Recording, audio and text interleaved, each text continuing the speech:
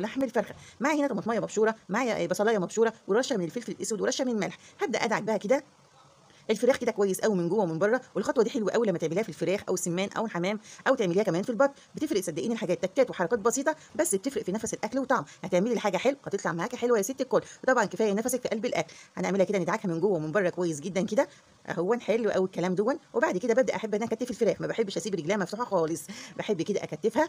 حلو قوي الكلام دون. تعالي بقى نشوف هنطبخها ازاي. في حله على النار فاضيه من غير اي اضافات، يعني من غير اي ماده دهنيه ولا سمنه ولا زيت ولا اي حاجه. هبدا ادي صدمه وتشويحه حلوه كده للفراخ. وانا بحب ادي صدمه للفراخ او اللحوم عموما، ما بحبش اغلي اللحم الميه وبعد كده انزل بيها بالفراخ او اللحمه. الصدمه دي صدقيني تكات وحركات بسيطه بس بتفرق في نفس الاكل. شوحناهم كده حلو قوي الكلام دون.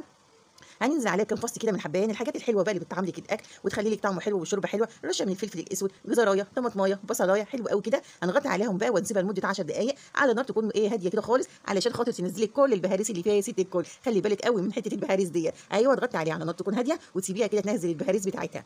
هنسيبها بقى تغلي. طبعا احنا ما بنضيفش الملح لان الفراخ دي بياضه بتغيب شويه في التسويه، بتاخد لها بتاع حوالي ساعتين بس بيبقى طعمها زي البط. شايفه لون الشوربه وجمالها وحلاوتها والريحه جنان. هنبدا كده نزود لهم الملح واختبرها معاكي بالشوكه. هلاقيها لسه شويه الشوكه ماسكه فيها، فانا هغطي عليها واسيبها كامل بقت تسويتها. شوفي كده، شوفي الشوكه لسه ماسكه في قلب الفراخ، يعني لسه محتاجه شويه. بس الفراخ دي بتبقى طعمه طعمه والشوربه بتاعتها حلوه حلاوه بصراحه، حلوه قوي قوي. هنحط لها الملح واغطيها كامل بقت تسويتها. وتعالي نشوف هنعمل ايه تاني. حلو قوي الكلام دون. صدقيني دي شوربه بط والله. تعالي بقى خلاص الفراخ بتاعتنا استوت. تعالي بقى نبدا نحمرها بقى عشان ناكلها بالف هنا كده في صينيه كده على النار. هنضيف لها شويه من الزيت حلوين كده. وبعد كده هبدا احمر بقى الفراخ من ناحيتين. حلو قوي الكلام دون. زي ما قلت لك الفراخ البياضه اللي هي بتبيض، البيض اللي لونه احمر يا جماعه. ايوه لان في فراخ بياضه برده الثانيه اللي هي بتبيض البيض الابيض. لا دي الفراخ البياضه اللي هي بتبقى شبه البلدي دي، بس اللي هي بتبيض البيض الاحمر. حلو قوي كده. حمرت الفراخ بالنظام دون. خلي بالك بتفرقع. خلاص حمرناها كده. حلو قوي الكلام ده. شايفه شكلها حلو ازاي؟ يا سلام لما تمسكها كده على النار وحطيت فيها شويه زيت. وهنا حته سمنه بلدي من اللي انا كنت عاملاها معاكم على القناه. لو انتوا عايزين تعرفوا الطريقه خدي جوله في قلب القناه وانت هتلاقي شويه زيت وحته سمنه. لو ما فيش سمنه عندك تقدري تستخدمي في الوصفه دي زيت بس. هننزل كده بعد ما طعمنا بقى الفراخ بالملح والفلفل الاسود. هننزل كده بقلب الفراخ وهي نيه هي في قلب الزيت. هتحمري الفراخ وهي نيه. ايوه هنحمر الفراخ وهي نيه.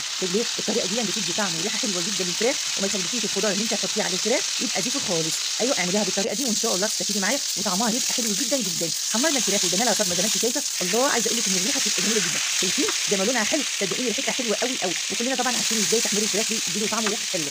شايفين شكلها حلو ازاي؟ صدقيني حلوه قوي قوي قوي. ان انت تحمري الفراخ قبل ما تحطيها مع الخضار اللي انت تستخدميه بيدي طعم حلو قوي. وكمان طعم الخضار بيبقى احلى واحلى. اهو حمرنا كده الفراخ اهو. وخلي بالك الزيت اللي احنا بنستخدمه دوت هنستخدمه معانا في بقيه الاكله بتاعتنا، يعني مش هنضيف زيت تاني ولا اي حاجه. بس خلي بالك لان ساعات الاكل بيضرب كده وبتفرقع تخليكي كده في ايديكي فراخ طاووس زي اللي انا ماسكاه دوت وتبداي تحمري بيها كويس. حمرنا الفراخ اهو. هنبدا نشيلها اهو. عايزه اقول لكم ان هي ريحتها حلوه قوي قوي من قبل كده ما نحطها في قلب الصينيه وريحتها جميله جدا. خلاص حمرنا الفرخه بتاعتنا نيه. تعالي في الصينيه اللي احنا هنعمل بقى الاكله بتاعتنا.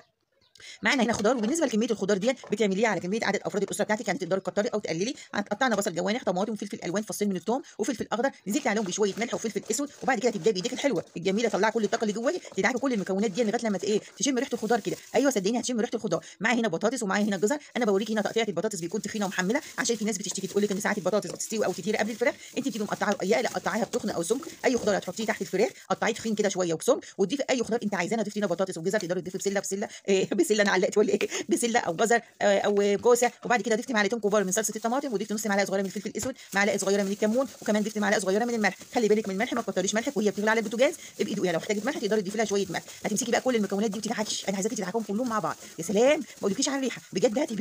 هتبهريهم كده بعمايل ايديك. شايفه شكلها حلو ازاي وطعمها حلو قوي قوي قوي. هنمسك بقى كل الفراخ بتاعتنا كده ونبدا نرصها هي بعد ما احنا ادينا لها تشويحه وحمرناها وهي نيه. هنرصها كده. يا سلام ما اقولكيش ريحتها بجد فظيعه. عايزه اقول لكم ان ريحتها حلوه قوي. خلاص كده خلصنا. وبعدين هنا ارض فلفل سبايسي كده اللي حابب. مش حابب خلاص هنجيب هنا شفشق من الطماطم يكون الصفي وضفتي عليه ضفتي معلقه صغيره كده من السكر. ايوه اي حاجه فيها طماطم عايزاكي تضيفي فيها سكر. هتعملي مكرونه بسله محشي صينيه بطاطس زي اللي انا بعملها. اي حاجه فيها طماطم حطي فيها شويه من السكر هتعادل الحموضه وتظبط لك طعم الاكل بتاعك. وهنا شويه زيت كده من الطاسه اهو زي ما انا قلت لك.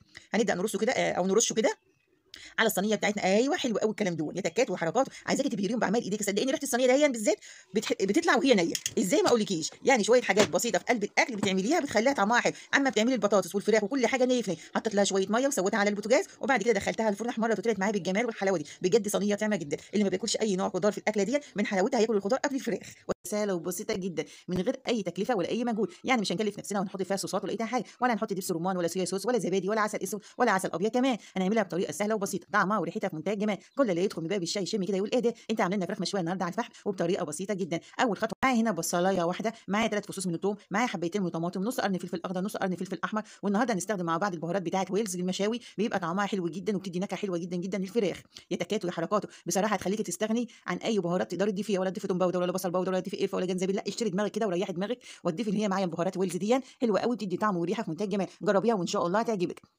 هنضيف عليهم معلقتين كبار من الخل، وهنضيف عليهم معلقتين كبار من الزيت عشان يخلي لك ريحه شكل المشاوي كده بتزغلل كده وبتلمع في عينين اللي بياكل. وهنضيف طبعا الملح، ده شيء اساسي، معلقتين صغيرين كده من الملح. وهضيف كمان رشه من الفلفل الاسود. وهنقلب كل المكونات دي مع بعض كويس جدا. وعايزاكي تشوفي شكل التتبيله عامله ازاي، طعمها وريحتها بجد خطيره. يا تكات ويا حركات، انسي بقى ان انت تجربي تشوي فراخ كده بره وتكلفي نفسك. شطفنا الفراخ كويس من محلول النقع، وبعد كده انا عملت فيها فتحات من عند اللحم، ودي ضروري ان انت تفتحي الفراخ كده من تحت اللحم عشان خاطر تطعم وتتشرب من التتبيله ويبقى طعمها حلو. هتدعكيها كويس كده بالتتبيله الحلوه بتاعتنا دي.